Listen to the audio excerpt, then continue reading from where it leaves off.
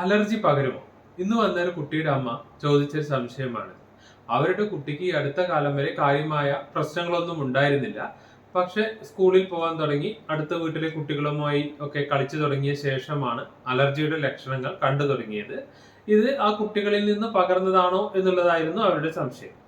Allergy എന്ന് പറഞ്ഞാൽ തന്നെ നമ്മുടെ ചുറ്റുമുള്ള പൊടി, പുക, തണുപ്പ്, നമ്മൾ കഴിക്കുന്ന ചില ഭക്ഷണങ്ങൾ, ഇതിനോടെല്ലാം നമ്മുടെ രോഗപ്രതിരോധ സംവിധാനം അമിതമായി പ്രതികരിക്കുന്ന ഒരവസ്ഥയെയാണ് നമ്മൾ പൊതുവെ അലർജി എന്ന് പറയുന്നത്. ഈ ചിക്കൻ ബോക്സ്, മണല്, മഞ്ഞപ്പിത്തം അല്ലെങ്കിൽ അത്തരം പകരുന്ന അസുഖങ്ങൾ, ബാക്ടീരിയ അല്ലെങ്കിൽ വൈറസ് മൂലം പകരുന്ന അസുഖങ്ങൾ പോലെ ഒരു വ്യക്തിയിൽ നിന്ന് വേറൊരു വ്യക്തിയിലേക്ക് പകരുന്ന ഒരു അസുഖമല്ല അലർജി.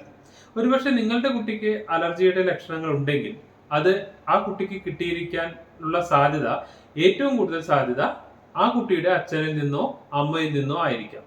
കാരണം ആ കുട്ടിയുടെ അച്ഛനോ അമ്മയ്ക്കോ അല്ലെങ്കിൽ ഗ്രാൻഡ് പാരന്റ്സിനോ അടുത്ത ബന്ധുക്കൾക്കോ ആർക്കെങ്കിലും അലർജിയുടെ ലക്ഷണങ്ങൾ ഉണ്ടെങ്കിൽ അത് ജനിതകമായി ജീൻ മുഖേന കുട്ടി ജനിക്കുന്ന സമയത്ത് കുട്ടിയിലേക്ക് വന്നതാവാനാണ് ഏറ്റവും കൂടുതൽ സാധ്യത. ഇത് നിങ്ങളുടെ കുട്ടിക്ക് അലർജി ഉണ്ടെങ്കിൽ ആദ്യമായി അത് കൃത്യമായി ഡയഗ്നോസ് ചെയ്ത് അതിന് ഒരു കൃത്യമായ ഒരു ഹോമിയോപ്പതി ചികിത്സ എടുക്കുന്നതിലൂടെ വളരെ ചുരുങ്ങിയ സമയത്തിനുള്ളിൽ തന്നെ അത് മാറ്റിയെടുക്കാനും സാധിക്കും.